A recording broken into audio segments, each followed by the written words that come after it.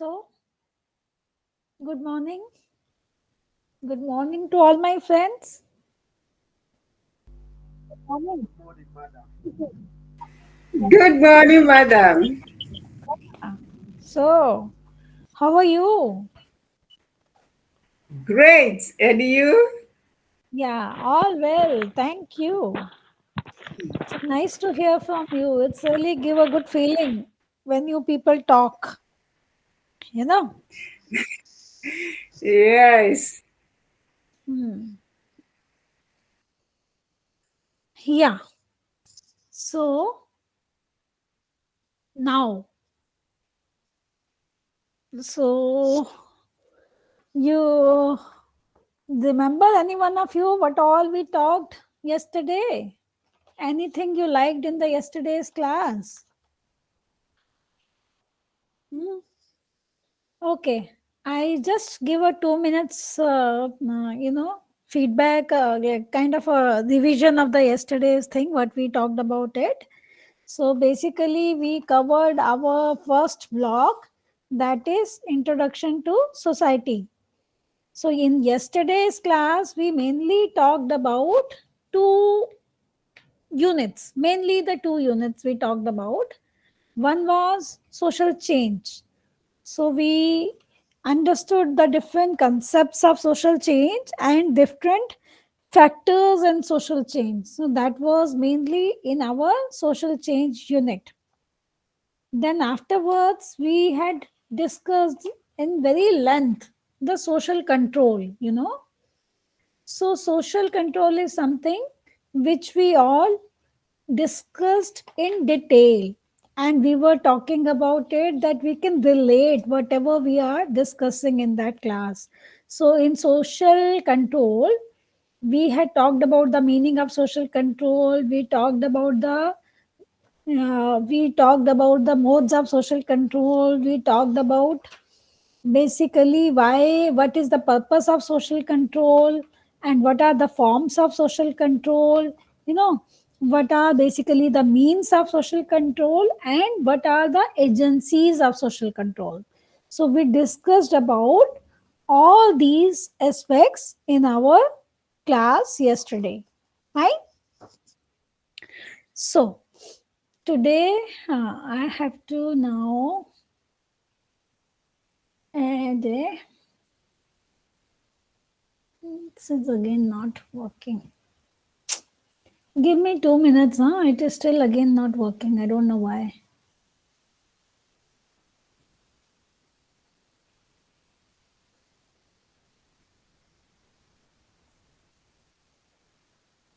Hmm. Yeah.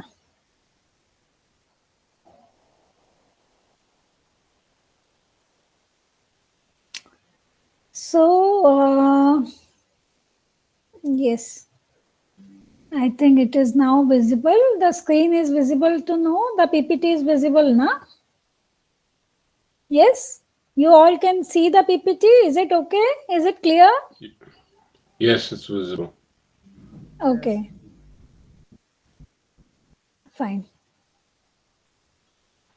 Mm, I am just trying to see how will, somehow.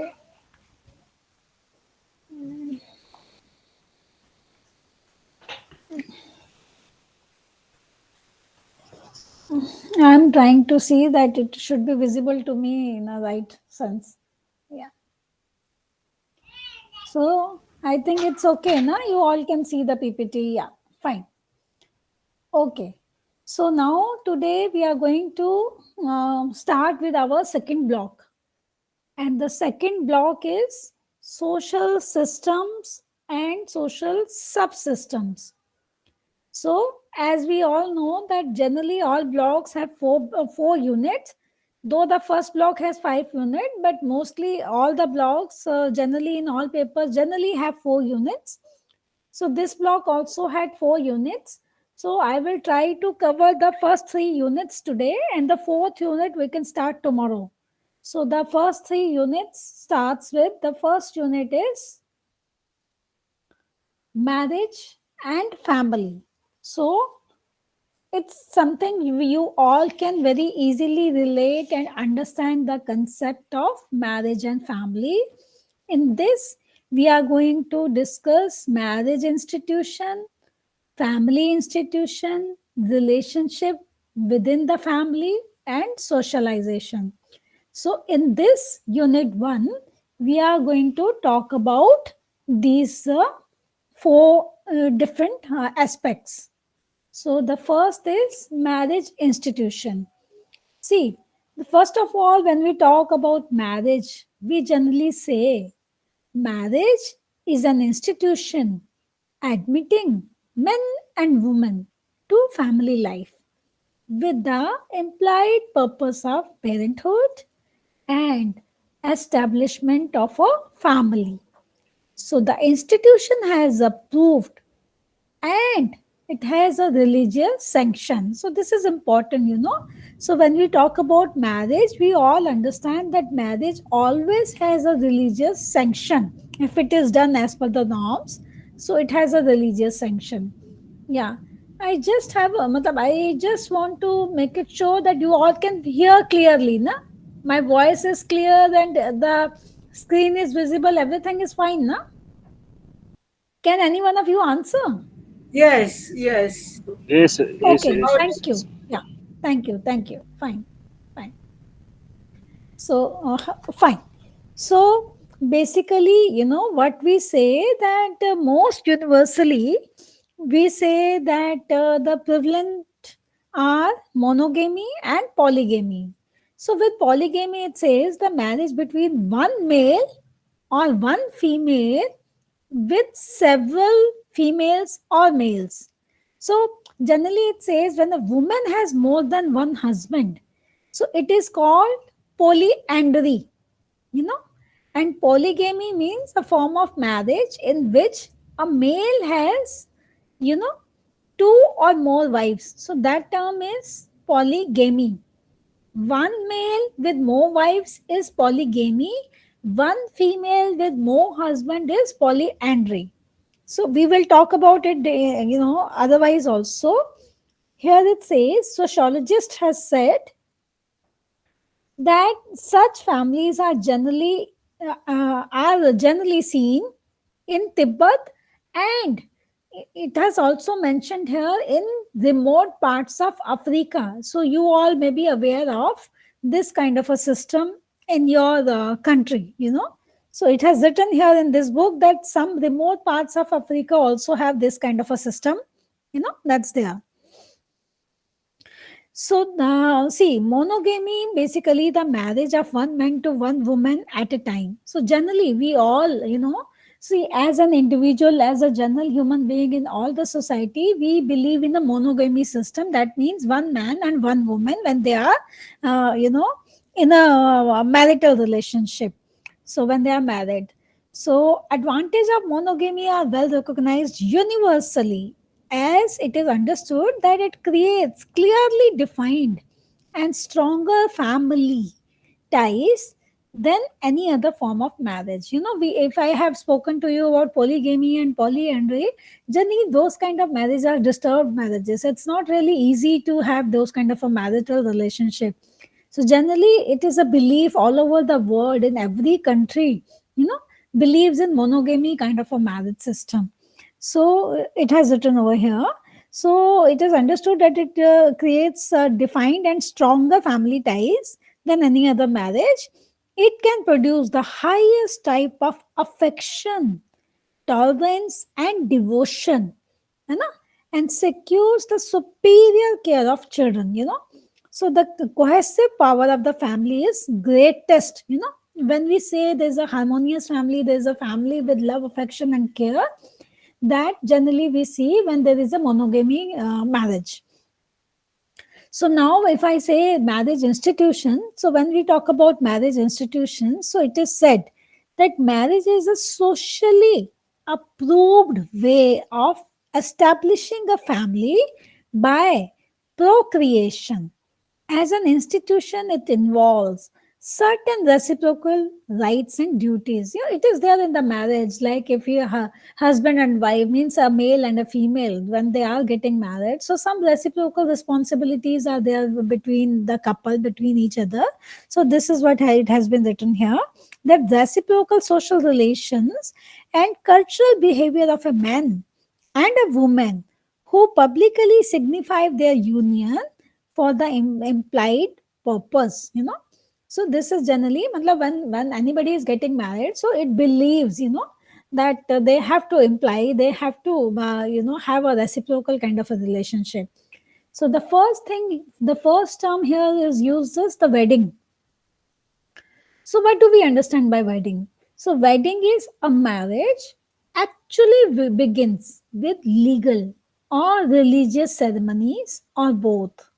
So, wedding is recognition of the public significance of marriage. Such a ceremony indicates society's control, So, that I think you all can relate with this meaning of wedding.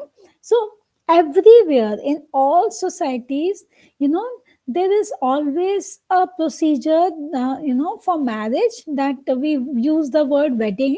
When we say there is a marriage ceremony is happening, so we call that as a wedding. So generally there is one date when any kind of a marriage happens, there is a day fixed. So Muslims may have a different way to have a marital ceremonies, in Hindus we have a different way, in Christians there are different rules to get married. So we all may have a different rules to get married, so the wedding ceremonies may differ from religion to religion. For the ceremonies may differ from state to state, even in the country to country also, and may basically more or less it is more the uh, possible based on the religion. So that's what we understand by the term the wedding. Then the next term is the licensing ceremony. So the licensing ceremony, basically the formal permission to marry, usually requires by societies, is expressed through the issue of license, which then makes it mandatory for persons to meet age and health regulation.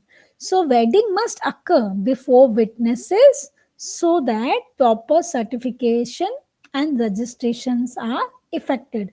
So, generally, it is said, I had spoken to you about the different ways of getting married.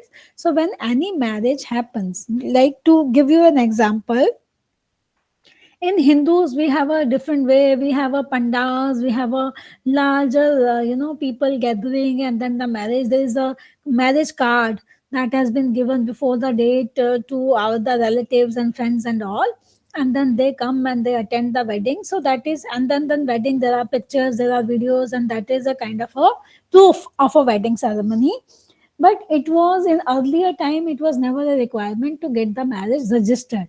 Now in India also, now matlab, it has been talked everywhere that even if all those ceremonies and you have all kind of proof of marriage, but it is always a mandatory requirement to get that marriage registered, to use any kind of a benefits out of that, to use that it is a legally done.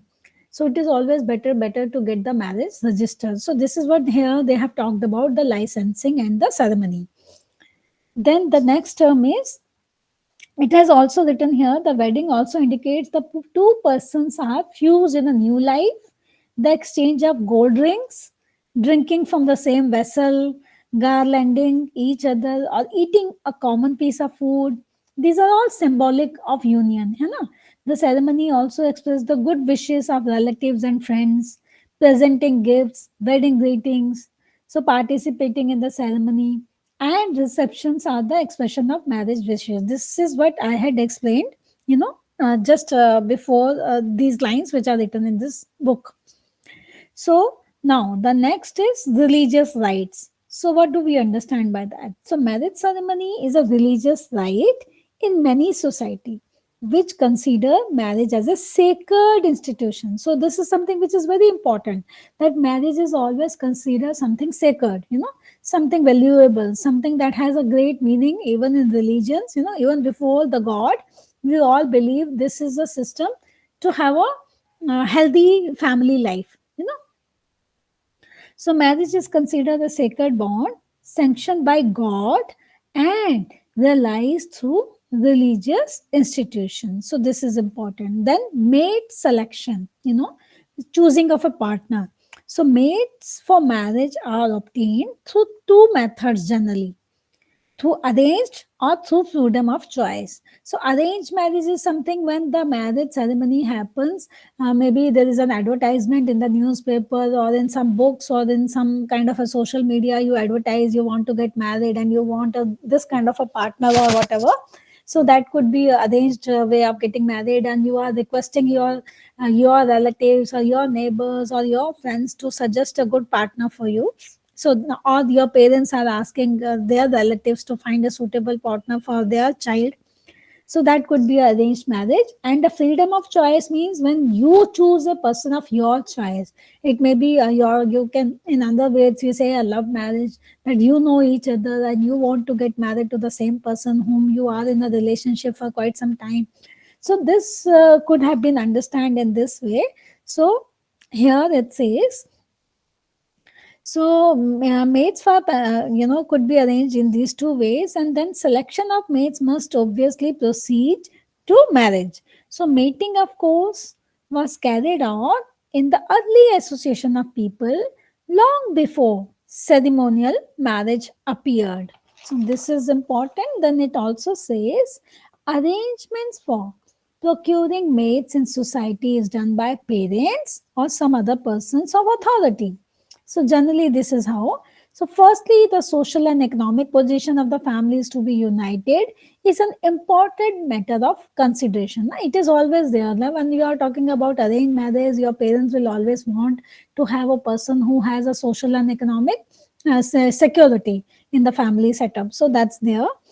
Then binding families together as a coalition with a common interest, that there are some common interest when you are finding a partner for your child or for your son or daughter.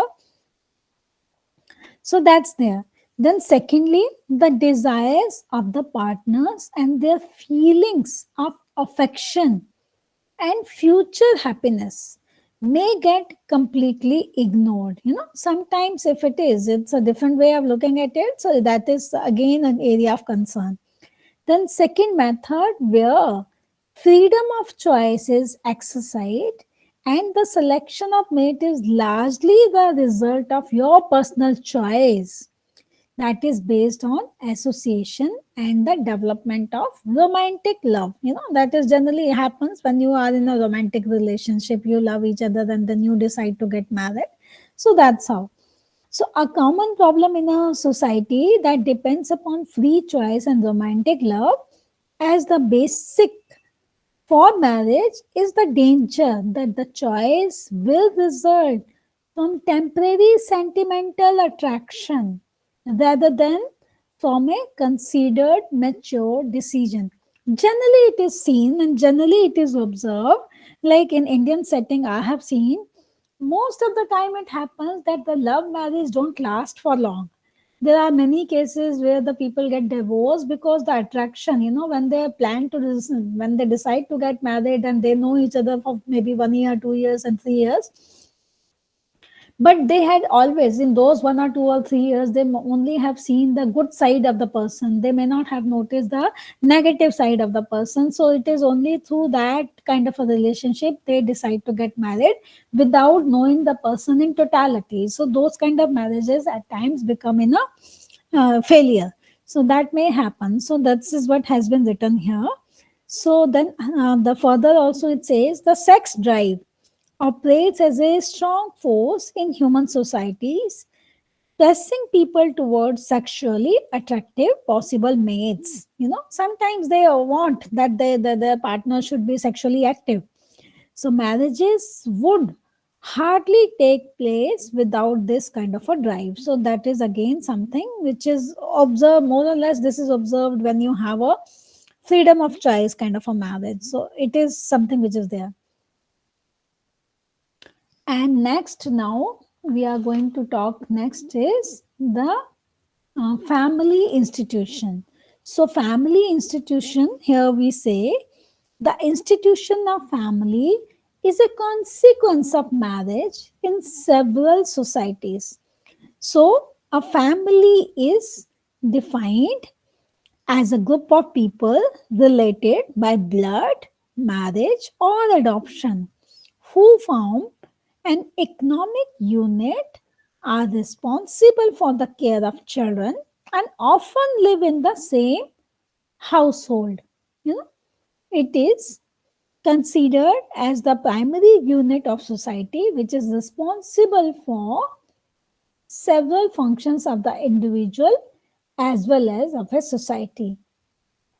So basically, it aids societies in serving as a significant controlling agent to achieve orderly social relations and social controls. So that's there.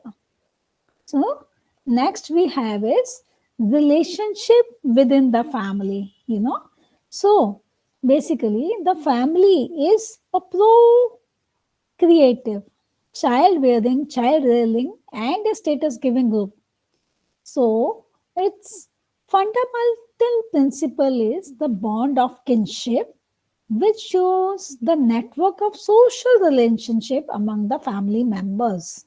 You know, so so this relationship can be elaborated in many ways, which differentiate families from each other in their form and structure in different societies. You know, so what is that? So how are we going to understand this? So during basically it also says that the different societies we can see major emphasis on the marital relationship in some place while the other emphasize blood relationship more often, you know. So there are two kind of families which are given importance here. The one is conjugal family.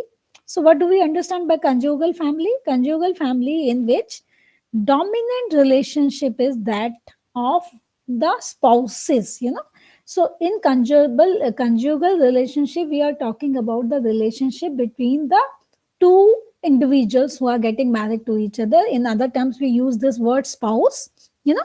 So it believes in a relationship between the spouses. And the next is consanguine family. So what do we understand by consanguine family? It means dominant relationship are those of bloodies. Bloodies means the blood relationship, you know.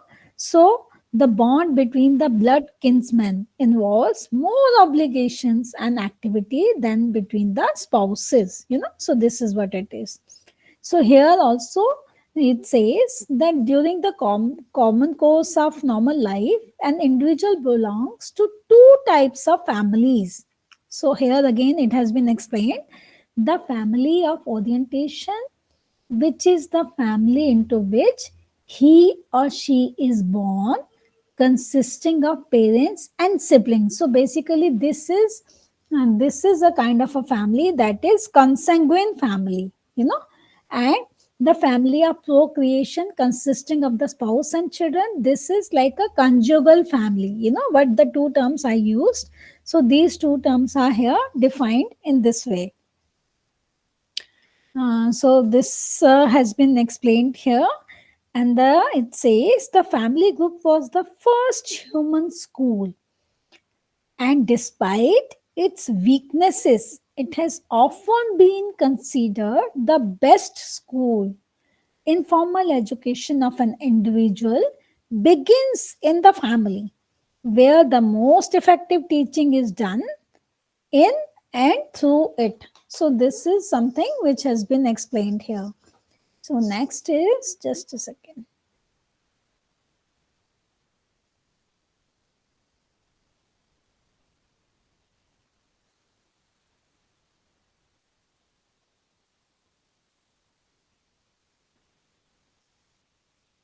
One minute.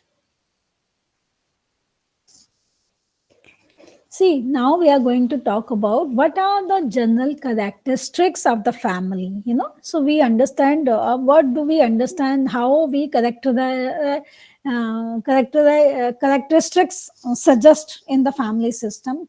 What are important general characteristics? You know, so basically It says that existence of a marriage bond between man and woman.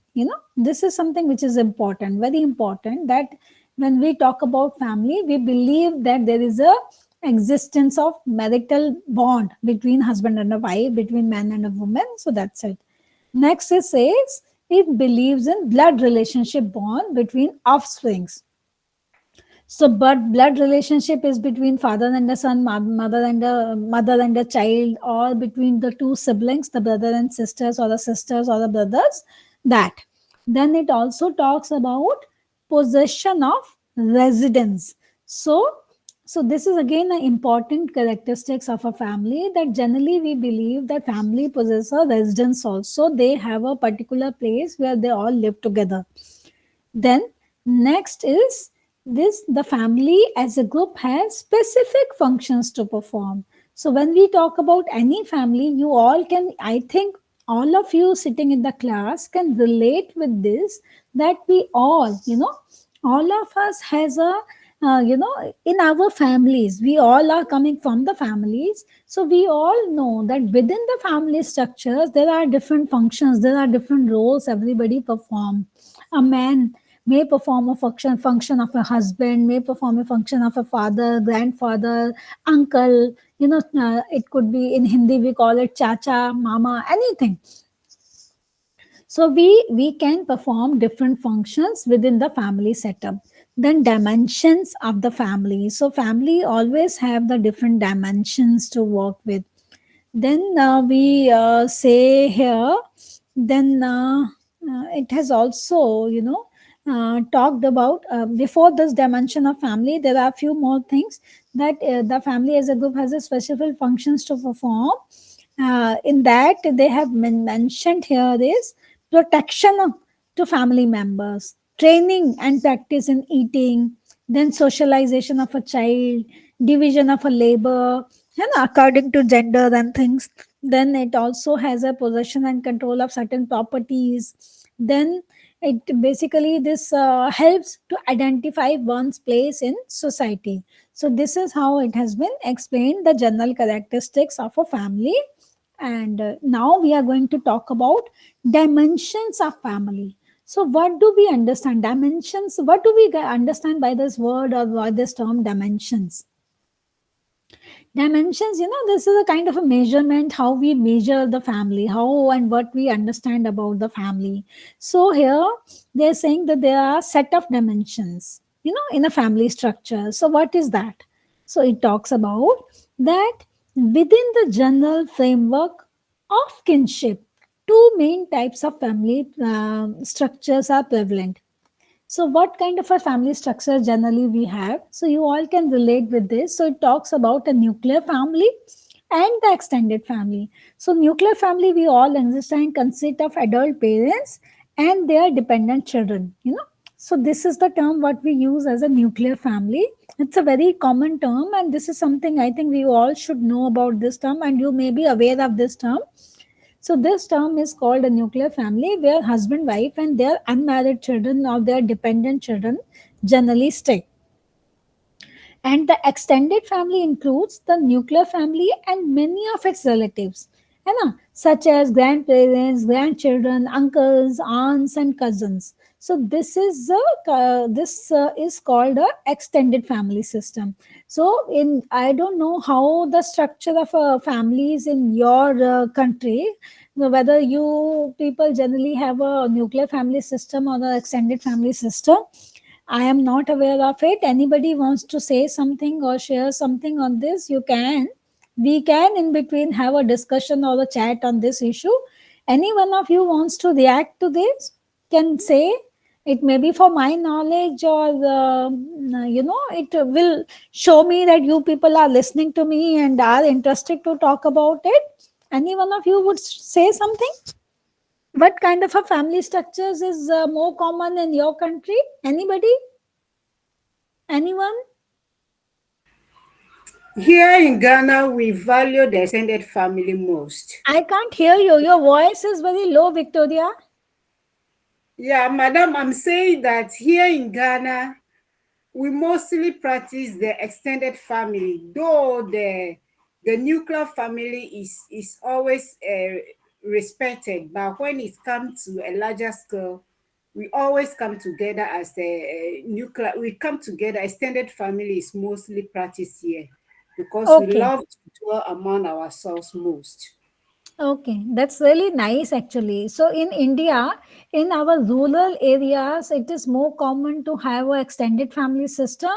But in urban areas, the more common factor is a nuclear family system. But like if I am living in a society, so in my society kind of a setup, here what I have seen is generally like if the person like people like me are there with our children, but sometimes like my husband's parents, if they are alive, they might be have stayed with me. It may not be extended family with my with uncles and aunts, but a smaller kind of a extended family setup is generally there in urban setting. you know that means husband wife their children and maybe the parents of uh, one of the mm, partner. So that is sometimes there. So this is a kind of a system what we have. Okay, so now next we have next is the next second dimension here is forms of marriage. It says that in majority of societies, a common form of marriage is monogamy, as I had talked earlier. So again here again it talks about that marriage of one woman to one woman. So this is a common system in practice everywhere in the world, that one woman and one man get married to each other. So polygamy, as we had earlier also talked about, the polygamy means one man getting married to two, three or more wives, and polyandry is when one woman is getting married to more than one man. So that kind of a system, generally we don't see this kind of a system exist at more of the more places. It is there and it was there in earlier time, but in today's time in India also I hardly find this kind of a marriage system in existence in India. So that is there. So here again they have written that in Tibet, here they have not mentioned. Earlier they did mention about some remote parts of South Africa, but there here they say that it is more common in certain parts of the Tibet. So they see that polygamy and polyandry kind of a system are in existence there. So that's there. So next is patrons of authority. So when we talk about this patrons of authority, we all can easily, and it is something very simple, and I think we all can relate with this. It says in patriarchal families, so males are dominant over other family members, and there is another is matriarchal patron of authority. So that when if that exists, that means that authority is vested in the female or the wife or the mother. So basically with the female. So with the female, if you see that whether in your countries also you can relate whether the patriarchal system is in existence or a matriarchal pattern is in system. In India, we generally see more or less everywhere it is a patriarchal system which is in existence in India. So similar way you can relate with this. So here also they have written that common pattern of authority is patriarchal. Sometimes in patriarchal societies, women may informally dominate in many families, but this does not become the universal norm. So it means maybe the actually it is a patriarchal system, but still the woman may have some say. So that is in commonly observed, and that is what is seen. Next is norms for selection of a partner. So, what norms one follows when you have to select a partner? So, here it says so societies prescribe rules that pertain to the selection of a marriage partner. A system where people marry outside their family is called exogamy. If it is not in the it is a marriage which is happening which is not in the system of existence. So that kind of a system is called exogamy.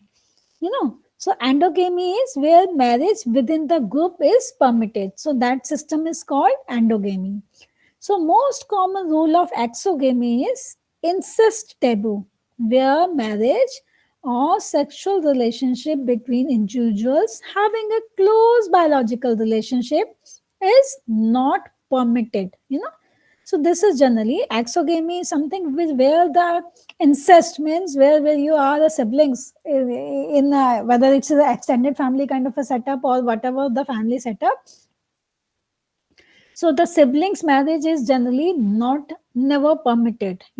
So that kind of a system is not in permitted.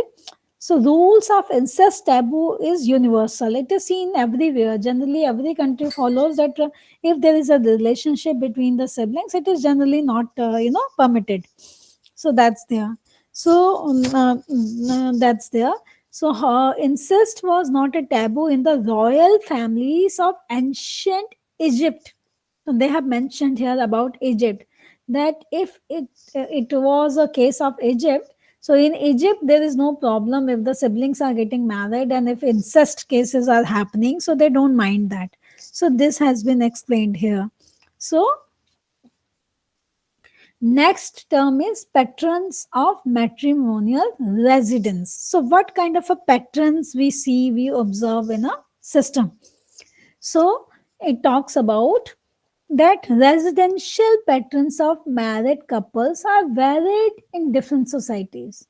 In societies where newly married couples live with the husband's family, the patron is called patrilocal residence.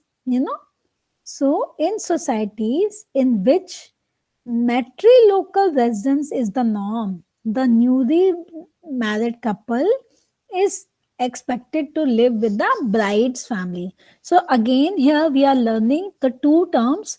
One, one term is the first term is patrilocal, where after the marriage, it is the husband, it is the boys, it is the male's family where the female is going to stay. And the other term is matrilocal residence, where the boy comes and stays with the family of a bride, of a woman. So this has been explained. So generally, more and more couples set up their own houses also, because in today's time, like after marriage, due to the work responsibilities or due to different culture, due to different reasons, you know once the couple gets married, they probably stay in their own nuclear kind of a family setup, their own, make their own homes and stay there. So this is also in practice in India also, it's happening. So like I said, in urban areas it is a more commonly used norm, it's a kind of a nuclear family system what we call. So here also they have mentioned that this kind of a pattern is also in existence, that more and more couples set up their own houses. So that's there. So next, after this, now they are explaining here is now we are again talking about socialization. So we have talked about socialization in our first class. So again, you will notice, in all the six classes what we are going to talk, we will, there will be a repetition what we have studied earlier, and we are somehow or the other repeat the same topic or the same thing again, but the wordings and the thought process and maybe certain things may have been written here in a slightly different manner, maybe a kind of a revision for us, it may help us to learn more quickly certain things. So here it says, it has mentioned here that socialization is a process with the help of which a living organism is changed into a social being. This is important, that as an individual we are there, but we become a social being, means when you can't live as an individual in a society, so we become a social being. So it is a process through which the younger generation learns the adult role which it has to play subsequently. It is a continuous process in the life of an individual, and it continues from generation to generation. It also says that the family is an important agent of socialization. This is something which is very, very important. It has a flexible human relationship in which family members interact informally and deal with common concerns in mutual respect and love. So the family teaches the child his or her first lessons in social living and helps him or her to form basic attitude, patterns, ideals, and styles of life. You know, it creates feelings of social responsibility, social understanding, and teaches the importance of cooperation and mutual respect. So, this is how it has been explained. It says that child possesses a tendency towards imitation. The children generally imitate elders or maybe their teachers, maybe, any basically all the elders in the home or in the surroundings, and family provides informal condition where customs and traditions can be learned through imitation. So the child's personality is formed and a social identity develops.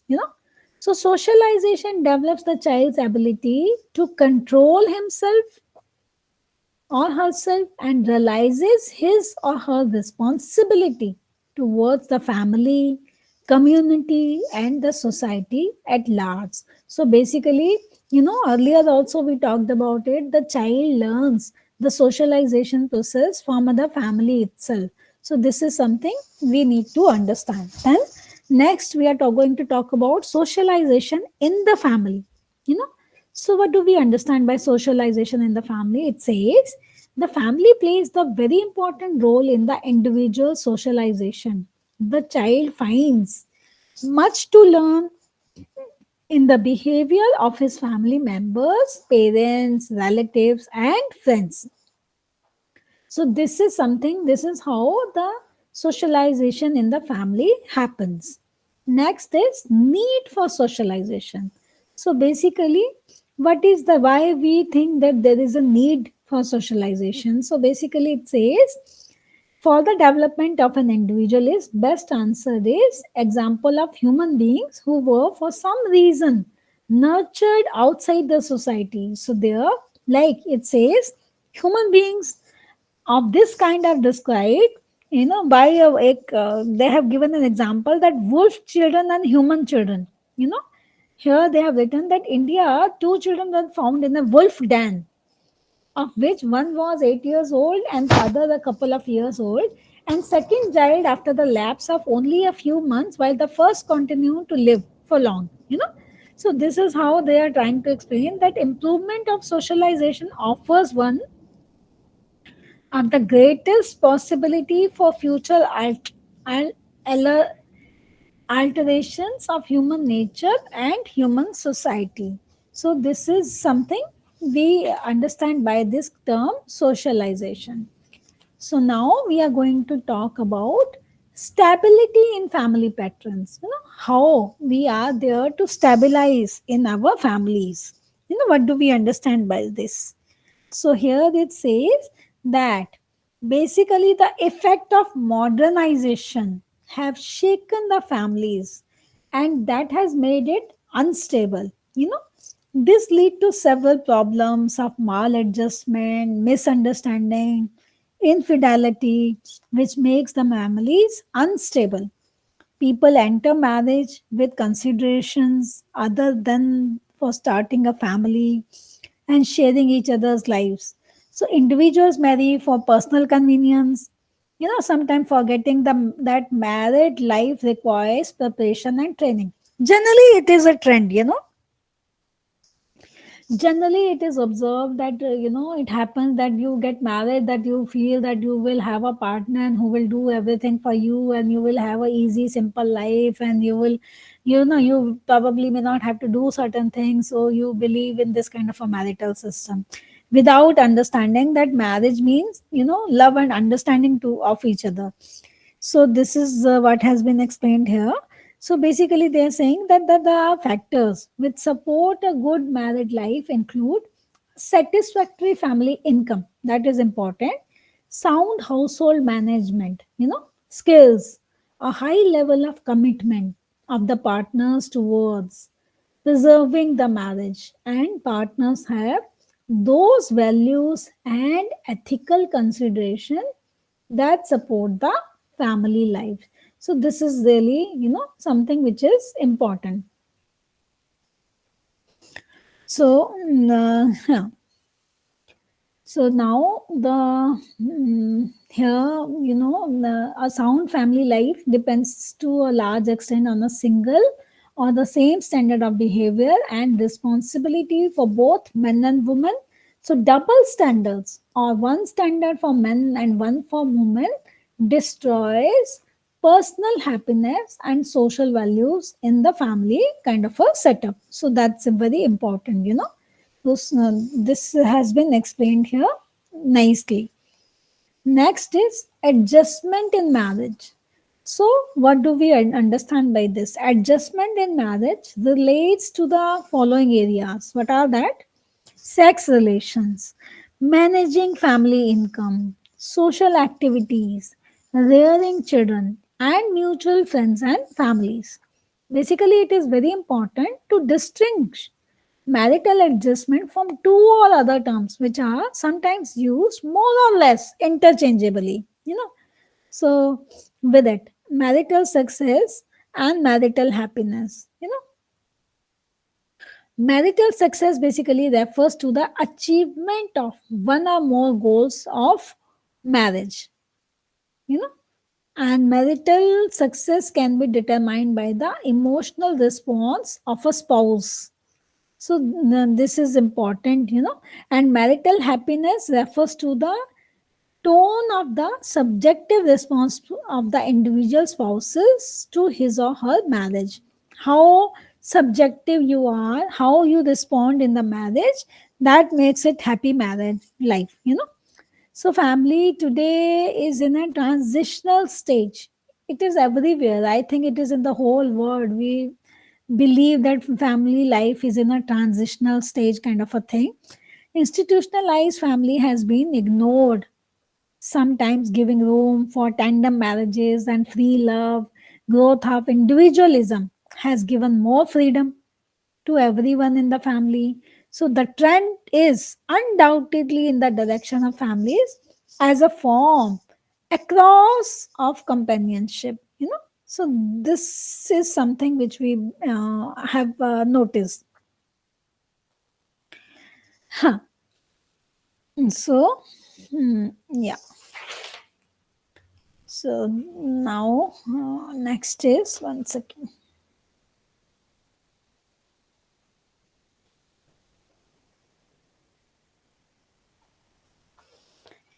There are a few things I think that have not been added here. I'm going to talk about it, that change in family patterns. So, what do we understand by change in family patterns? The change in family patterns is structure and functions of families today remain no longer the same as it used to be in the past. The force of development has effective changes in every aspect of society and family. And as an institution does not exist in isolation.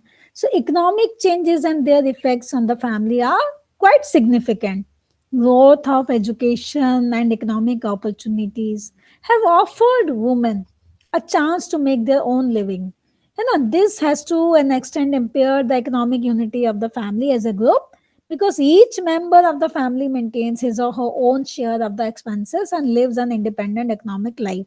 You know, so husband generally is no longer an important social factor in the family once the children also start contributing, to the support of the family or by working with the parents.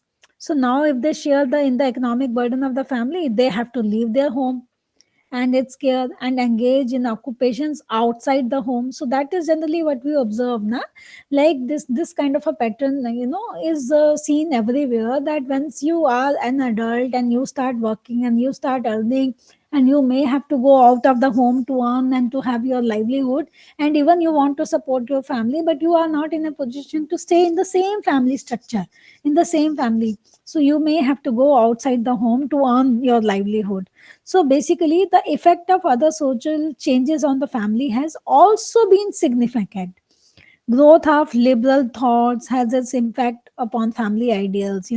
So certain other factors like decreasing size of family, propagation of a small family, late marriages, rising socioeconomic aspirations, unwillingness to procreate. You are not willing to have your children. You feel you are too busy to give time. If you give birth to the children, you don't even have time to, spend with them. So you don't want to have children. You may be the single parent family status. So all for, these kind of patterns are generally we have been observing in today's time. Next is the family disorganization and divorce. This is again something which is happening nowadays. We see more and more divorces are happening. So, divorce is an indicator of the extent of family disorganization. So, disorganization in the family refers to a breakdown in the conjugal family life. So, the problem in the basically family arises from circumstances frequently associated with such kind of a breakdown. So here they have been mentioned some important reasons of family disorganization about this divorce and any such kind of a thing happening. They saying the changing social context is there. It may be due to the lowering of legal barriers. It may be due to the greater social tolerance for divorced people. It may be liberalized, you know, attitudes on the part of the organized religion. And it may say that sometimes it is due to increased financial independence, of women. So these could be the reasons for a divorce, or when we say the family disorganization. So these could be the reasons for that. The next is single parent families. So again, the single parent families are nowadays more and more common in existence everywhere. I think it is there in everywhere in the whole world. We can see this kind of a system in existence.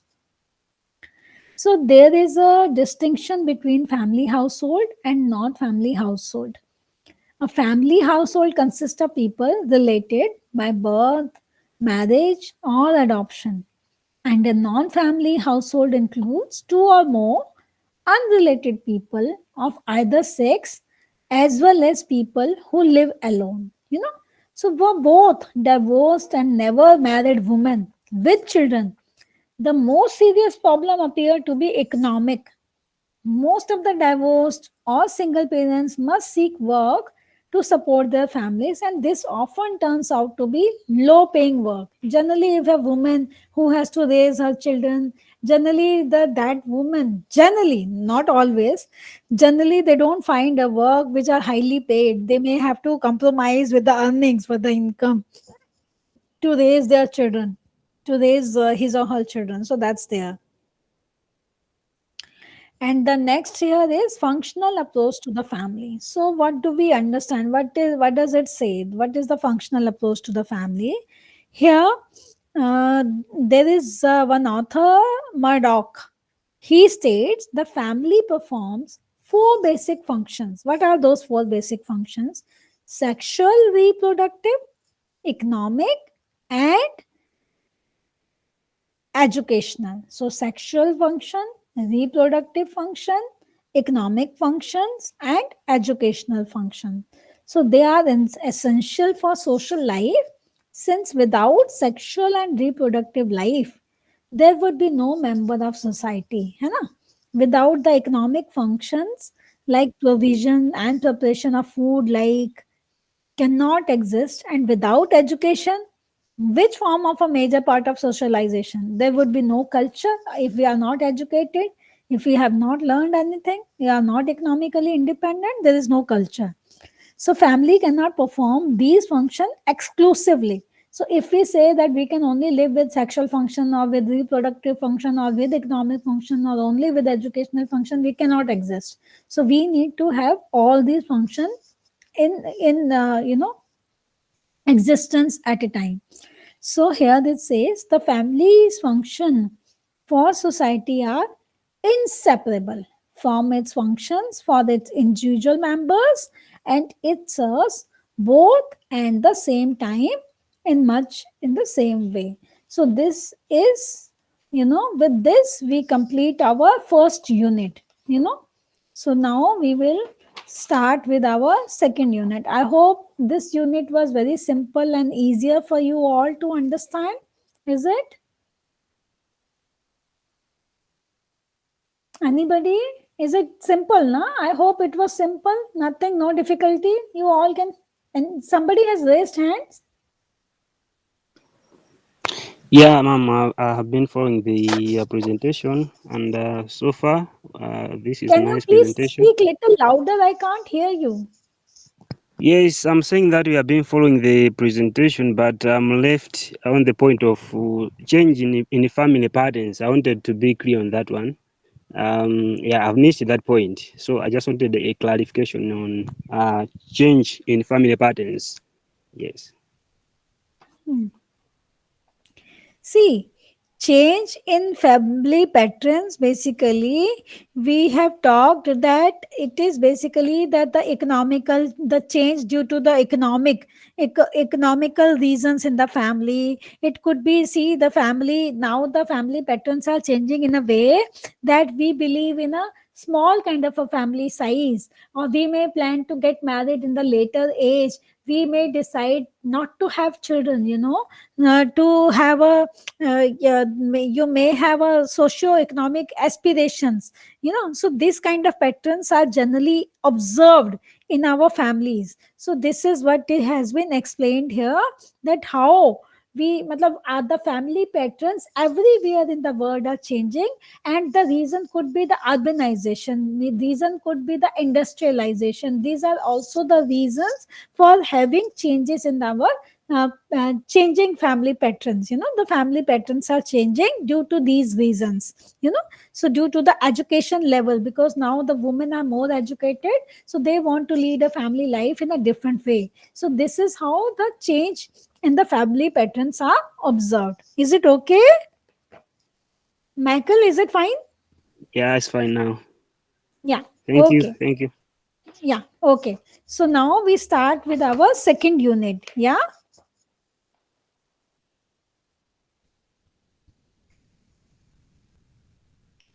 So now the second unit, we are going to talk about society and culture, plurality of culture in India. So this is what we are going to talk about in this second unit. And the key concepts in this unit are concept of society, concept of culture, plurality of culture. So this is what we are going to study now in this second unit. Yeah. So basically, it is generally a saying that a human species is considered to have been in existence from last 1.5 million years. Sure, this is not written in this slide. It is written in your book. On the first page of the second unit, it states that human species, that we being human beings are in existence for 1.5 million years. So that's there, you know. So this is the first statement here. Then it says that it also talk about that, I'm just quoting, which is not written here in the slide. It says that some sociologists try to distinction between social and cultural aspects of human life. This is something which is very simple, but it has a meaning. So it says social refer to the relationship among the groups within the society. That means social, social means relationship among the people. When we talk about the people or the groups, we are living in, so that has a clear cut meaning of a social. And the next term here they have written is culture. So culture, they are saying, is consist of the way of life of the member. Basically, with culture, we understand that this is the way of life, you know. So, with culture, we understand by the meaning is by how we are leading a life. So, that means it's a way of life. So, it also says the relationship of group to another is regarding as as an aspect of culture, you know. So relationship between the two groups, how you relate with each other, that is through the culture you relate, you know. So the family example is a social group. The way they act with each other, all they interact and behave with each other is the culture, you know. You understand. So when we say the social means, we are living as a family. So as a family, we are the in a social group. And when how we are behaving in a family life, how we are interacting with the people, that is the way that shows the culture we are in. So this has been begin with this now concept of the society. So basically, here it is written, man is the only animal who lives in a society as and is considered to have culture. He is the only animal who laughs, who weeps. You know? We people, we are the people who laugh and we weep. He alone makes a distinction between what things are and what things ought to be in the society in which he resides. So that's there. That has been explained here. So here it says that Comte, he has characterized society in terms of social statics and social dynamics, you referring to social stability as well as social change. So social statics deals with relatively stable and orderly aspects of social life. Example, family life, marriage, kinship, and social institution.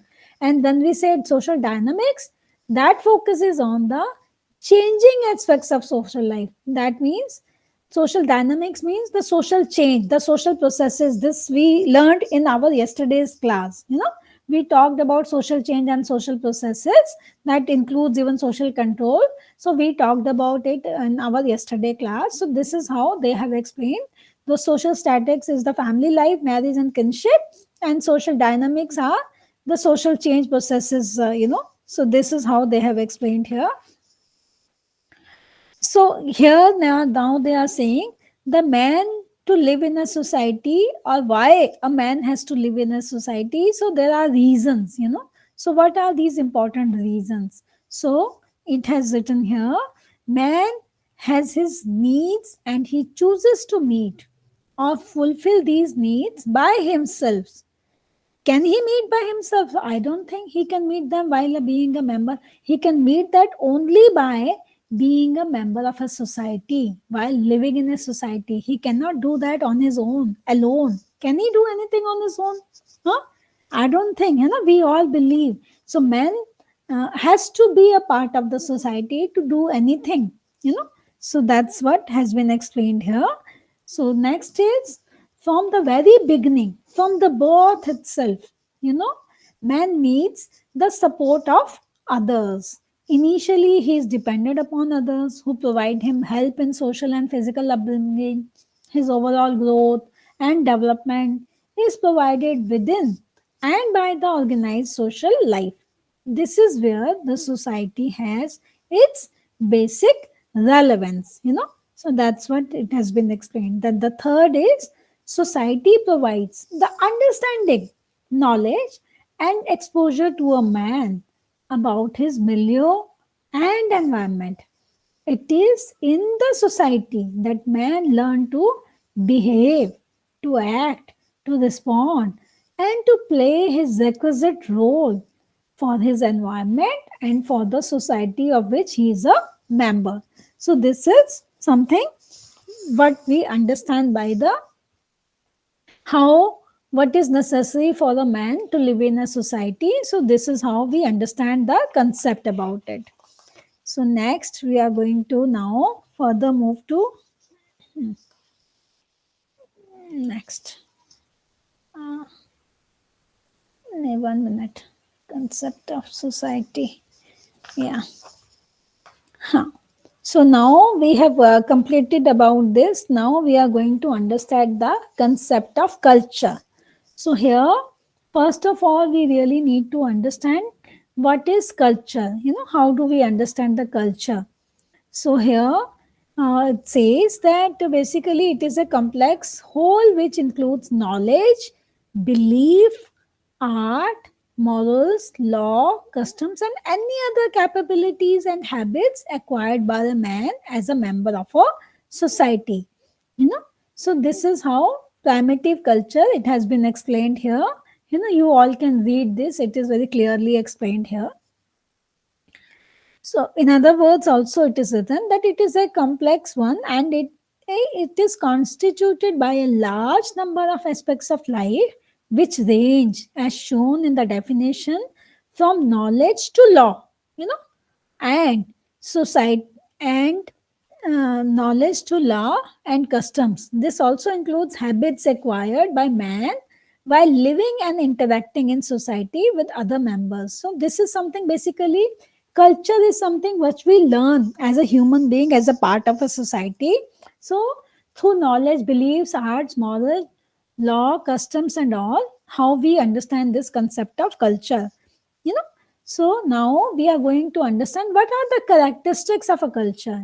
What is important as a what we need to understand. What all describes culture. So first is culture is a complex whole. So culture is a complex whole means that it has the element and traits of a culture are to be understood in relationship to one another. You can't be understand this concept on its own alone. Then culture is learned. So culture of mankind is not instinctive or innate or transmitted biologically. It is composed of habits. So basically, this is learned tendencies to react acquired by each individual through his or her own life experiences. Then it says next is culture is inculcated. We inculcate the culture, with each other. So basically, it says that all animals are capable of learning, but man alone seems to be capable to a large extent of passing on his acquired habits and behavior to his offsprings. So this is something what we understand by culture is inculcated means this is something if you learn or I learn something, or if I have been taught something, there is a tendency in human being that it passes to generations. Certain good habits, certain good norms, things we learn in the society, we pass that to our offsprings, to our children, to our siblings, to generally to the younger generation. So this is basically we understand by the term culture is inculcated. Next is culture is social. So culture is social means habits of cultural orders are not only inculcated and transmitted over time, they are all generally social, shared by all human beings, living together in a society. So habits shared together by the members of the society constitute their culture. Then culture is commercial. So habits that constitute culture of a group form ideal norms or patterns of behavior. Then culture is gratifying. Gratifying means pleasurism or satisfaction. है ना? So culture always necessarily satisfies biological needs and secondary needs derived from it. It always helps in gratifying human interaction with the external world of nature and fellow men. You know, then culture is adoptive. So adoptive matlab culture changes. So how it changes? See, it says that over a period of time, culture adjusts to the geographical environment and to the biological and socio-psychological demands of the human organism. It adjusts to borrowing and organization. Then it says culture is integrative. So it says all elements of culture tend to form a consistent and integrated whole.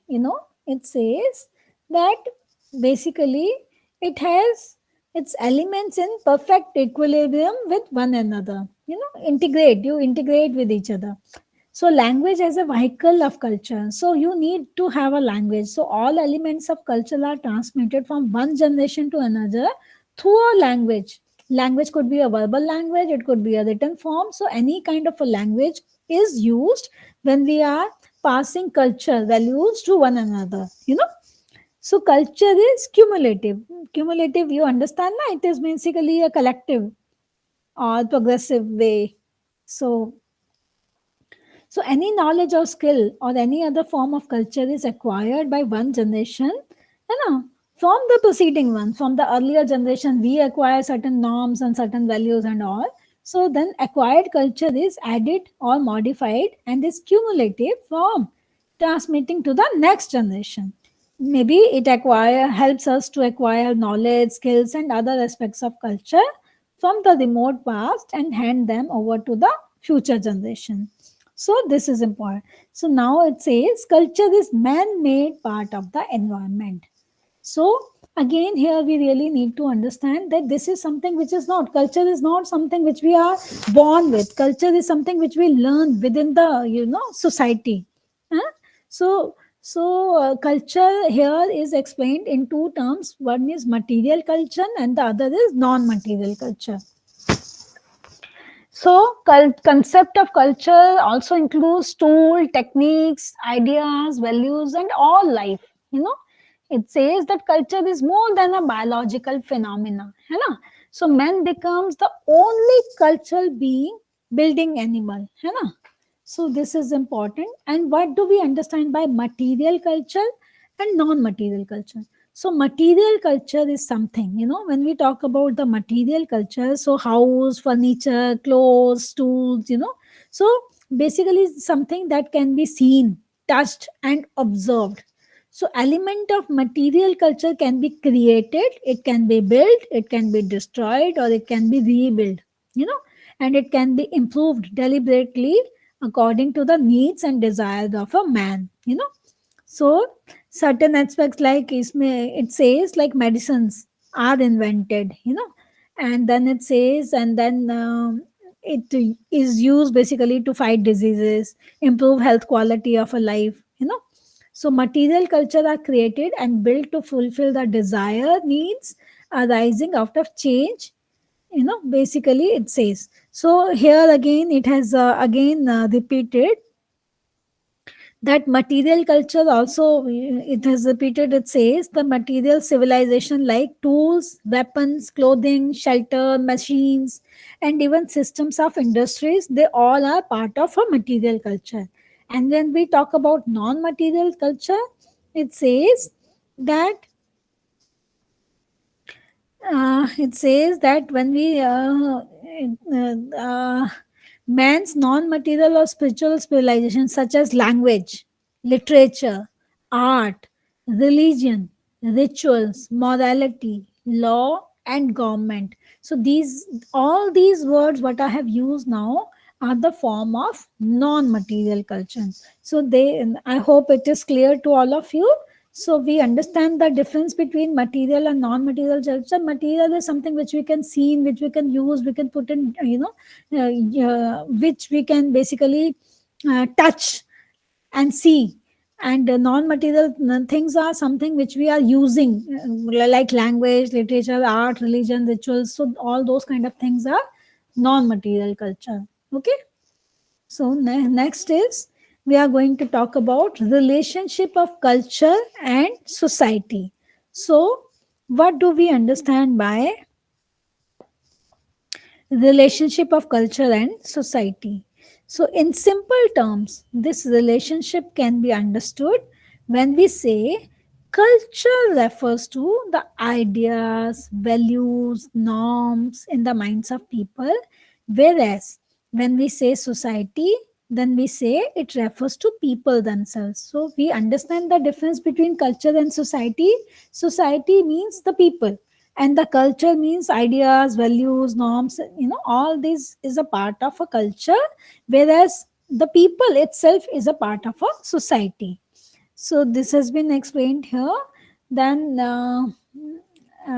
yeah.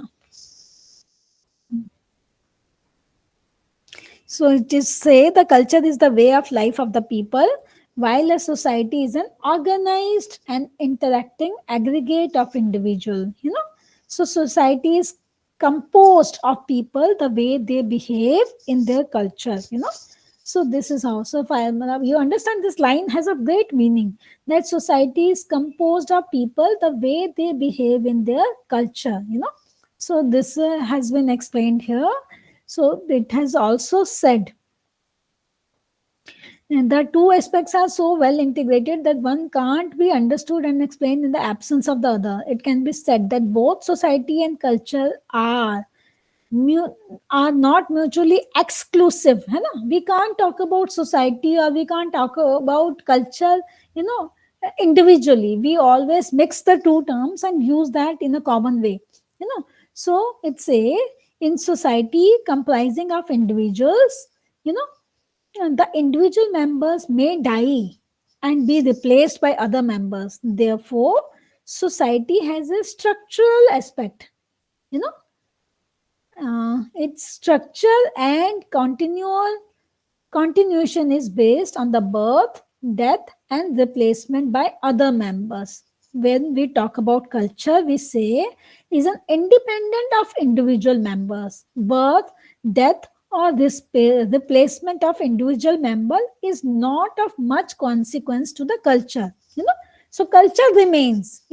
It doesn't have any effect if the person is alive or dead. Society is a body of the people, and the culture is the ideas, the values, and norms. So culture can remain even if the person is dead or alive. So this has been explained here accordingly. So here they say on the social level, so interactive behavior, the persistent form of social relationship refer to what we call as a social structure. When we say cultural level, then they are the beliefs, values, and norms. So this has been explained, number of time repeatedly about this. It has also said relation between individuals in all society change with age, with strength, with obligation assumed, and with status achieved. It is the cultural training by the group that makes an individual fit to live according to the expectations of the group or of the society. So this is how we have to understand this term.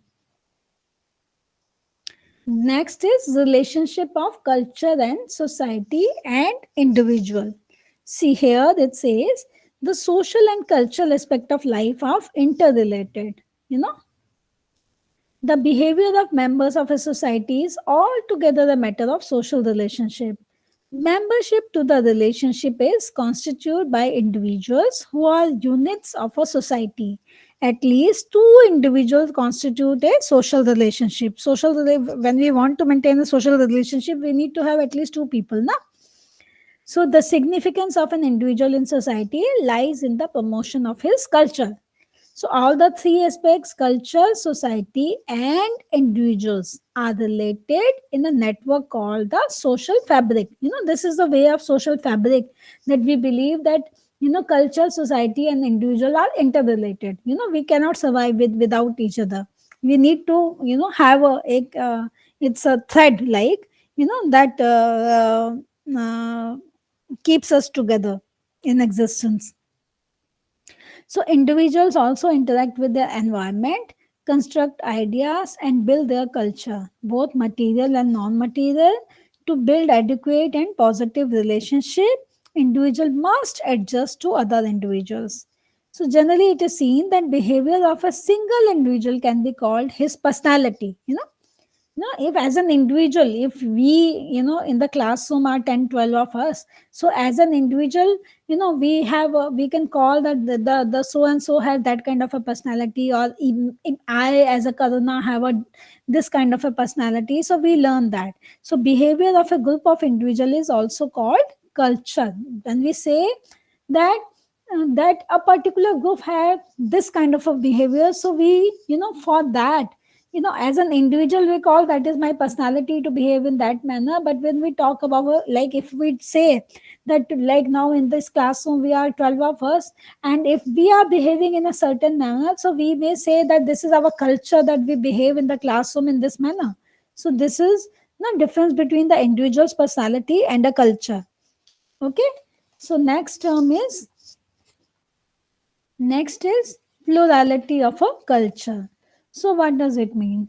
So it is observed that in any country we find people having different religion, caste, creed, race, and above all, the following different ways of life, having their own cultures and ethnic identities. है ना? So such a country is culturally plural country. So culturally pluralism is a pattern or a system in which people of different faith, religions, caste, creeds can all work and live together, retaining proudly their own faith and identity and sharing the common bond of being either by birth or choice. So, plural culture means the coexistence of several subcultures within a given society or equal terms. So people living in different subcultures follow different ways of life, live differently, and think accordingly to cultural patterns adopted by them. Thus, cultural pluralism also gives rise to concept of cultural diversity. So again, it says the plural group presenting one culture may be small or large in size, but all of them display a sense of solidarity among themselves. So no group can force anyone to follow or adopt its way of life. Generally, it is seen that members of each group have common beliefs, common rights, and common duties towards the group, and they make efforts to maintain and integrate it. Here it says that rural and urban area of India present a plurality of culture. It has tribal, rural, and urban population. So it presents a diversity of culture and people in terms of language, religion, caste, race, food, dress, and ways of life. So this is how it has been explained here. So with this, we complete our second unit. So we have completed our second unit, where basically we have understand the family, the characteristics of a family, the culture, how the family is important to the life, and how the culture, we have talked about the basically the concept of society and concept of culture, relationship of culture in the society. And now the third unit is social stratification. So, social stratification. So, what do we understand by the term stratification? Stratification basically is a classification of something in a group. You so how we classify the different groups. So that is called a stratification. So, social stratification. We are going to understand the social stratification theoretical understanding, then we will talk about concept of class, and then we will talk about concept of caste and its characteristics. So this is what we are going to talk about in this unit of social stratification.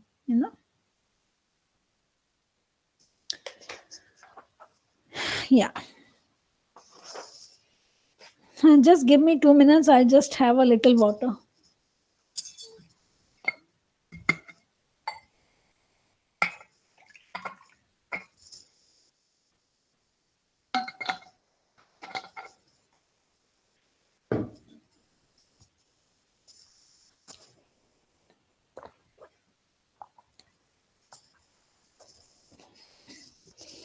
Yeah.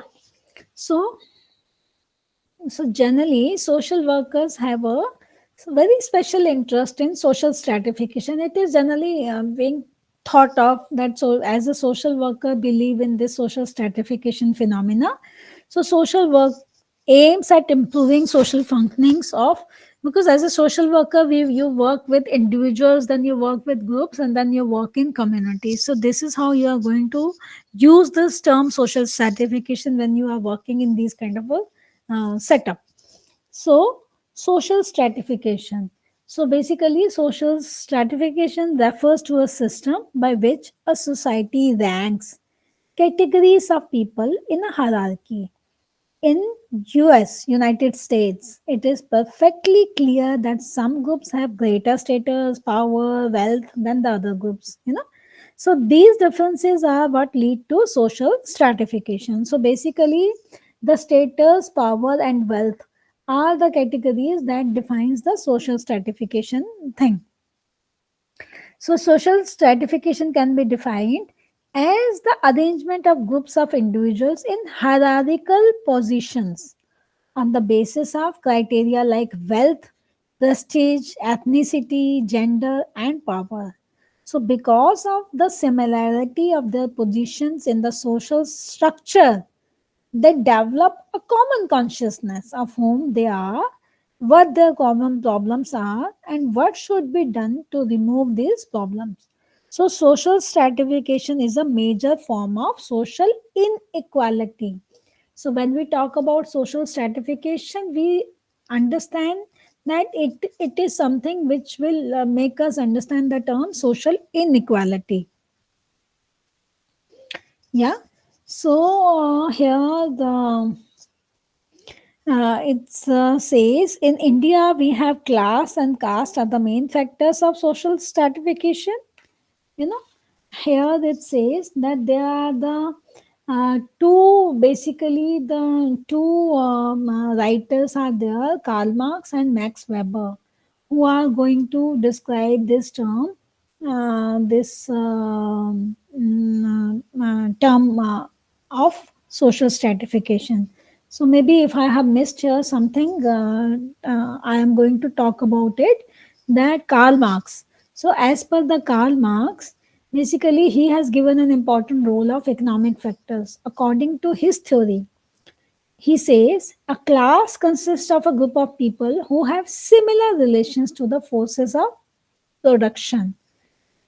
For example, in modern societies, all individuals who own factories, if there are like if there are individuals who own factories, they are capitalists, and the individuals who work in these factories for wages, then they are the workers. So individuals who own land can be called feudal lords, and those who work from them are called the laborers. So this is how he said. Then according to Max Weber, so he has classified social stratification in three ways, that is wealth, status, and power. You know, so he feels there are three ways, three dimensions to explain this term stratification, that is through wealth, status, and power. So, so he says, for example, there is a reputed lawyer or a doctor, may not own a field or an industry, but he has specialized skills which not many others have. So that is why these professions are paid a lucrative salaries. So he points out that if the market situation of the individual is good, then the person can become wealthy, and consequently he can gain membership into the upper class. Status is then the second dimension. Status is something, that is a measure of prestige in the society gives to the individual, and that depends on the lifestyle of the person. Status means you earn by the lifestyle you have. So person who occupies a high office would be respected because of his status and not because of his economic condition. And then the third dimension is power. So, what is power? That is the ability of the individual to influence the action of the other against their own will. Here they have given an example of a village community leader. He may neither be rich or not occupying a very high position, but his position as a leader of the community gives him that power. So that is something which he has earned. So Weather agrees that in most cases all three dimensions, wealth, status or power, are interrelated.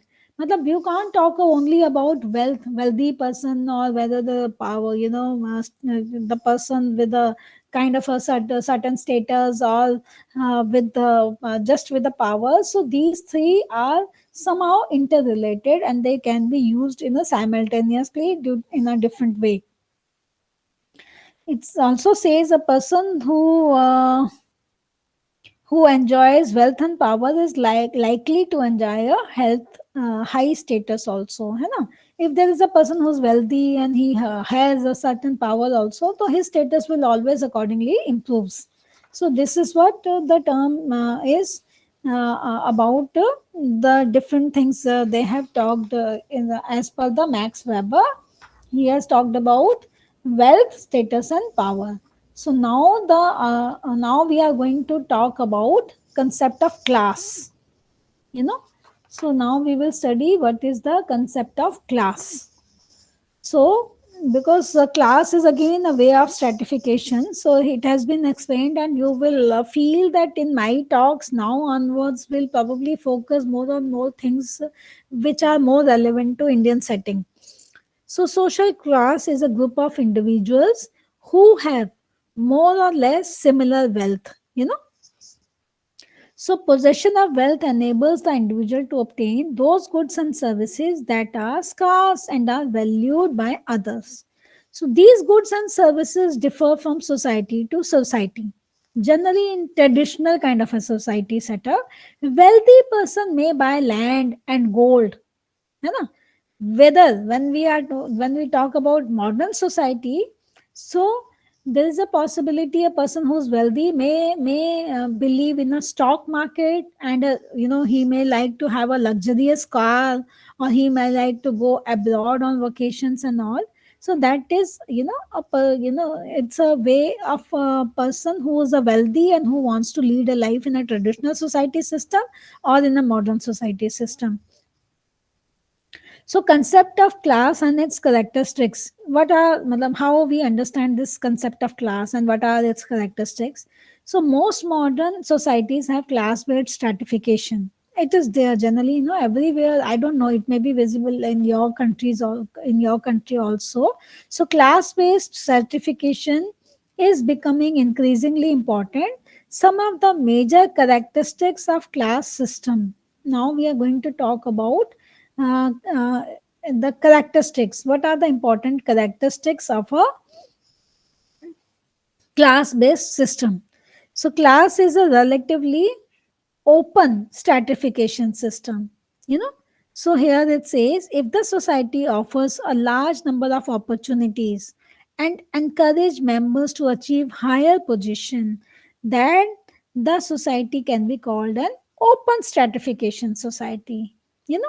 On the other hand, if the society has a limited number of opportunity for upward mobility and its normative values prohibit its members from achieving higher position, then that society is called a closed stratification society, है ना? So the class system is basically a form of open stratification system. Individual with his achievements can gain entry, if you achieve something in life, then it gives you entry to a higher class and acquire prestige. If you start earning, if you are achieving in life, there is a possibility for you to gain a higher strata, and you may acquire more prestige. So there are examples of individuals who do their hard work and achievements rose from poverty, and they become millionaire. That is seen, though there are very few people of that kind we see in our lives, that the person who lives in the poverty and he suddenly becomes a millionaire because he has done too much of hard work and he achieved a lot in life. So that's there. Then social mobility in modern society is based on intelligence, merit, competence, and achievement of individual. So basically, then we are going to study that. Next is the caste system we will talk about.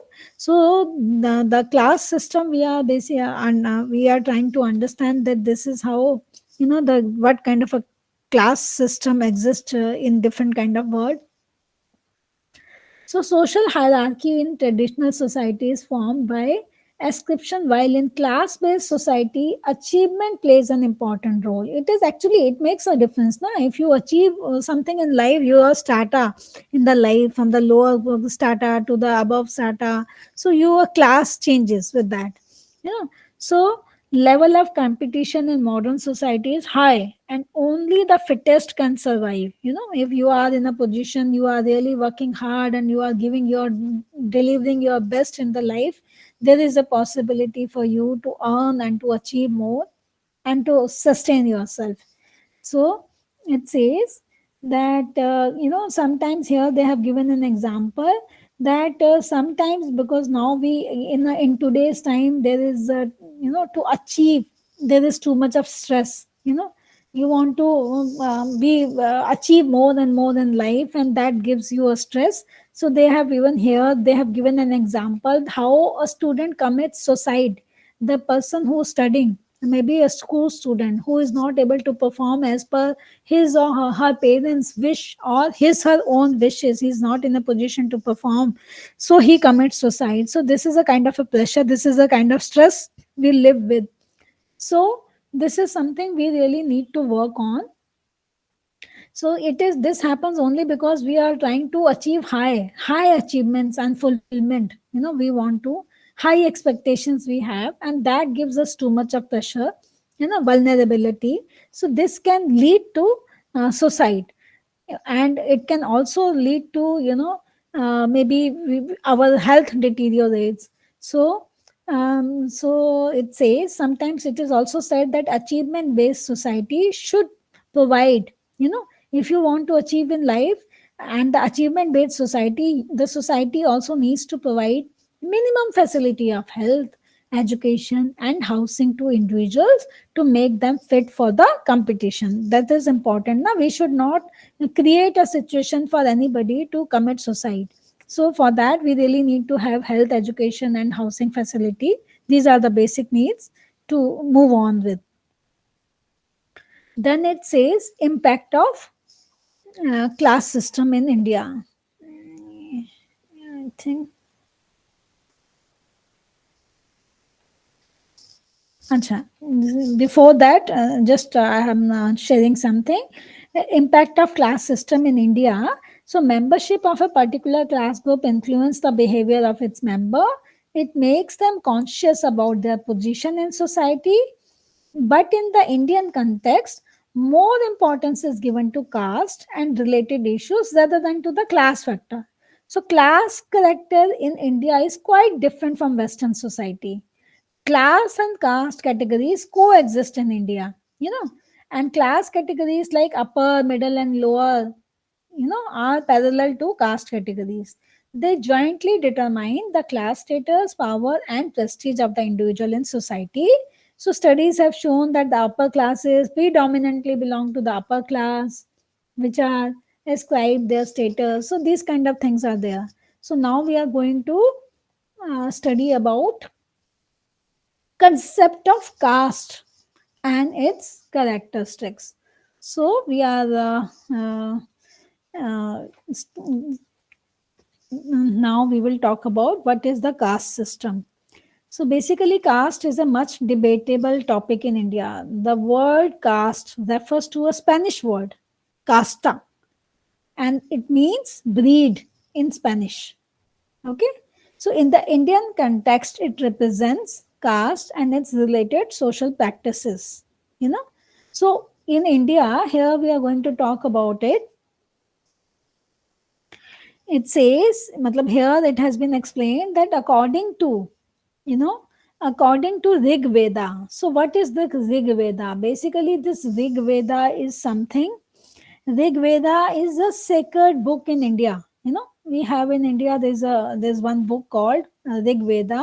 So um, here also it is written according to the Rig Veda, है ना? So according to the Rig Veda, the oldest and the most important of all the four Vedas, There are four varnas. These are certain Hindi terms and Hindi words what I'm going to use because it is there in your book also. You will also have to study this. But these are Hindi words. Huh?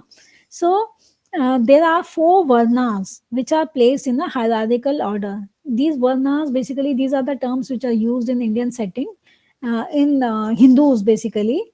And this is as per this Rig Veda, that is a sacred book. Okay.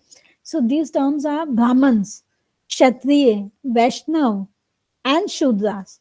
So the first on the topmost category is Brahmans. So Brahmans is that of priests and teachers. When we talk about priests and teachers, we call them Brahmins, and they are the highest mode, in this as per Rig Veda. Then next is Kshatriya. So they are the warriors and the rulers. And the third is Vaishyas. They are the traders and the common people. Fourth is Shudras, then they are the very lowest position in hierarchy and they perform the very menial task. And they have now again added another fifth Varna, that is untouchables. So they have included this also in this untouchables. So they have talked about this. So now we are going to, as per this, now we are going to study what are the characteristics of a caste. When we study the caste, so we have to understand what are the characteristics, how we understand this term caste. So first is hierarchy. So hierarchy is a superior subordinate relationship between various individuals and groups. In India, basically caste is the main basis of social hierarchy. Degree of ritual purity, impurity associated with a particular caste determines its position and hierarchy. Wealth and power are not the determining factor. For example, like I told you, the Brahmins are the topmost category. They are the basically the priest and teacher. So here it says, for example, Brahmins whose economic status is lower than a Rajput is accordingly a superior position because of his higher ritual status.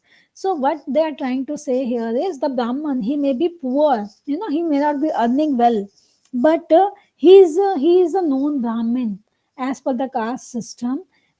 So his basically the his status is the upper status. He assumes, he is being considered a person with a on a higher level. That's how it is. So and the next is segmented division of a society. So what do we understand by this? Basically it says castes are well developed groups with membership based on birth and not by selection.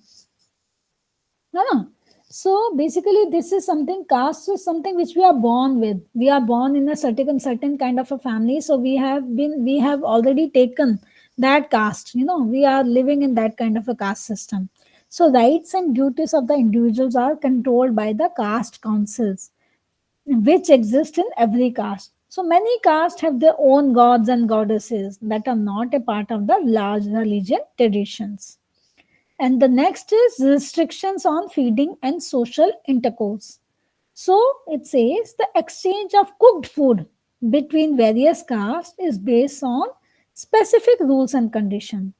Certain castes accept only certain kind of food from the member of other castes. Like food examples are divided into pakka and kacha. This pakka and kacha is again a Hindi word. This is cooked in a ghee, are considered superior to pakka food is always is cooked in a ghee, in a pure ghee. Oil, you can say the pure oil.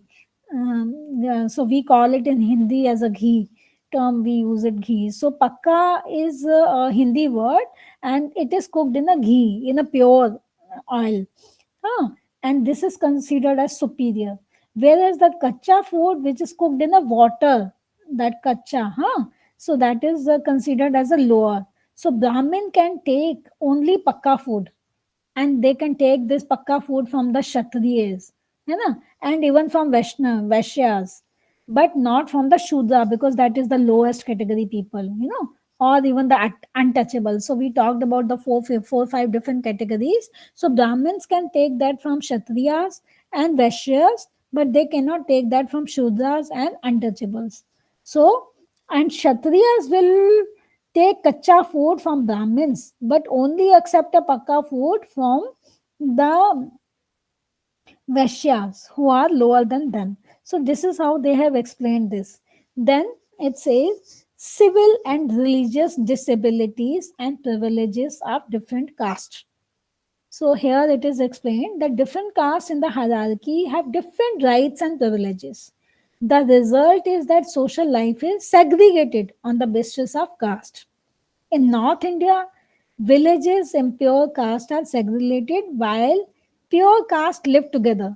You know, in South Indian, all castes tend to be segregated. In Tamil Nadu, in India, we have this South India country states. So Tamil Nadu is one of the southern states. So in Tamil Nadu, for example, they say that there is a place caste Hindus live that is called Ur. There's a name called Ur, huh? And where Dalits live, so that is called Chedi. So Chedi is situated as a distance from the village. So there's a difference of the places also where the people live in that society. Then next is lack of unrestricted choices of occupation. So, members of the caste is hereditary, and each caste has a traditionally assigned occupation, regardless of the individual's aptitude and skills. He had to adopt the occupation of his caste. So sometimes, it is believed that if you are the son of a Brahmin, so you have to be a priest or a teacher. If you are the son of a sweepers, and then you will only learn to do the sweepership and all. So likewise, this is something which has been believed in. You know. So next is again it has talked about endogamy. So I'm not going to repeat here. We have talked about it. Then it says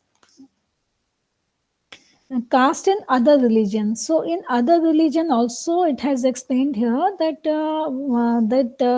caste system exists mainly in Hindus, Muslims, Christians, Buddhists, and Sikhs seems to follow the principle of inclusion.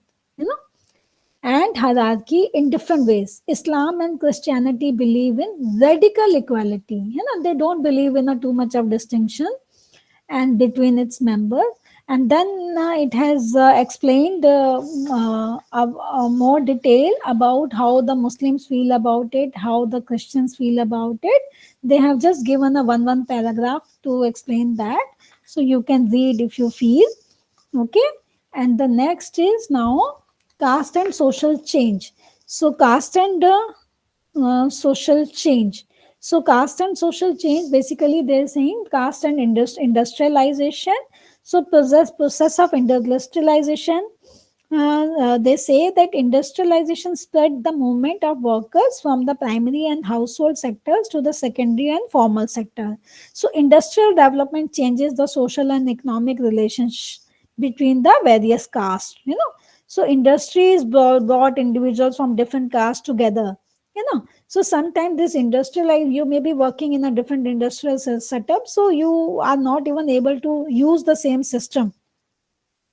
So caste system and urbanization, because you are coming to the urban setup, you are not able to have the same kind of a caste system from, like, if you are coming from a rural kind of a background, you can't. You may be traveling in a bus, so you can't, you may not be aware the person sitting next to you belongs to which caste. You are not going to ask the person, no, which caste you belong to. So this kind of a system generally doesn't exist when you are talking about urbanization. Then caste and the political system also. So in politics also, sometimes even the person can become a leader due to the different ways and the different qualification and different reasons. So sometimes the people from a certain caste may be able to hold a certain position easily, and for some it may be slightly more difficult to get the same position. So that happens.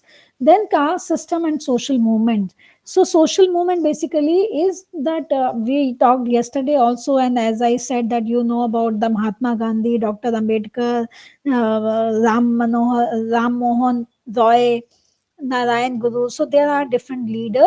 So they talk that these are different kind of a social movements made by them. So as per their beliefs, so we may not be able to hold the same caste system as we had been doing that in the earlier system. Fine. And the caste and modern education, traditional education was descriptive based, while modern education is achievement oriented. So, this is how we have talked about this. Next is impact of caste system in the Indian society. I know very less time is left, so I will try to finish it very fast. I won't go into much detail. Maybe you people can read it. This maybe I think is the last thing for our today's class. So here, impact of caste system in Indian society. So it says compartmentalization of individual life. So influence of caste is 1 minute, just a second. Yeah.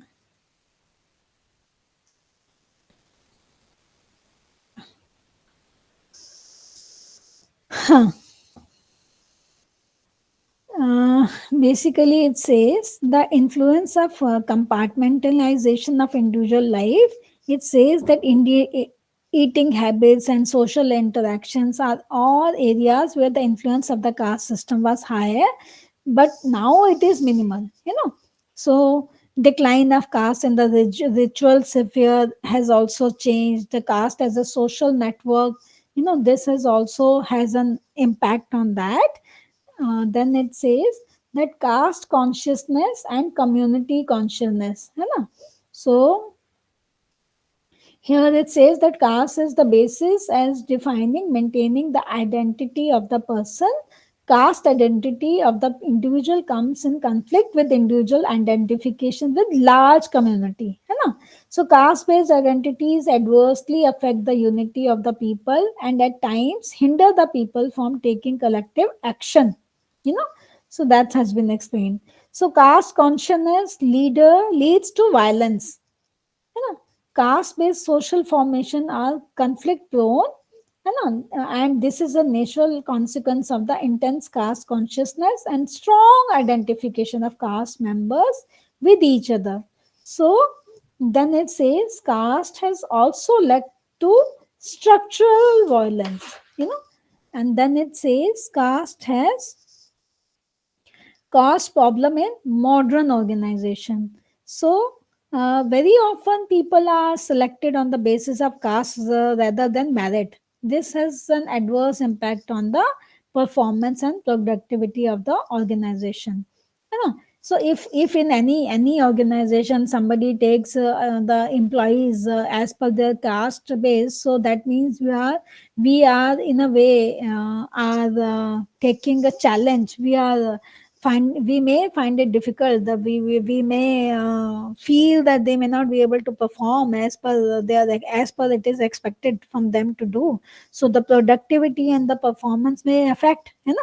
So then it says caste has interfered, you know, in uniform application of laws and rules. So that says caste have different value system, different lifestyles, different occupation, and subsequently different interests. And this has led to political and cultural pluralism. So different value system gives rise to different opinions, which can encourage a diversity of opinion. So that is what it has been explained. So it says basically this, when we say that's about the social stratification, we have understood is that it main the focus is on wealth, status, and power. So amount of wealth individual possess determines which class he or she belongs to. The classes generally we have the higher class, middle class, and the lower class. And then the caste system, we have a different kind of a caste system we studied. So the prestige given to him, position in society, his or her position in organization will determine how much power he or she can have. So the two base of certification in India are that of a caste system and a class system. So this is what we have studied today in our class. So we have completed the 3 units today. So anybody wants to ask any question, or is it okay for you? Certain things, certain terms, actually certain words are used in Hindi in the book. So I have to use it according to that. So I hope it is okay with you all. Anyone, anything to ask or anything to say? No?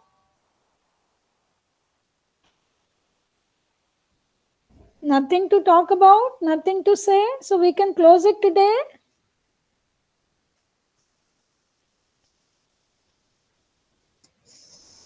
No one is saying anything, listening. Benjamin, anybody, Victoria, no one speaks.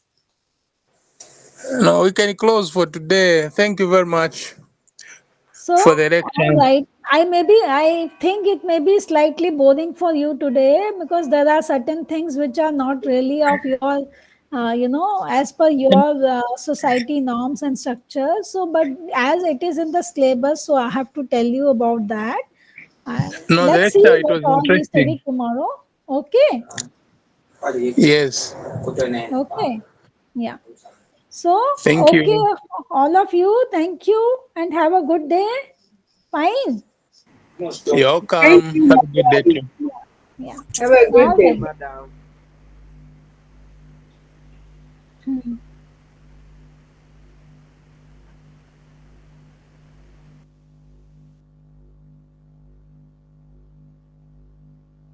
Bye bye, guys.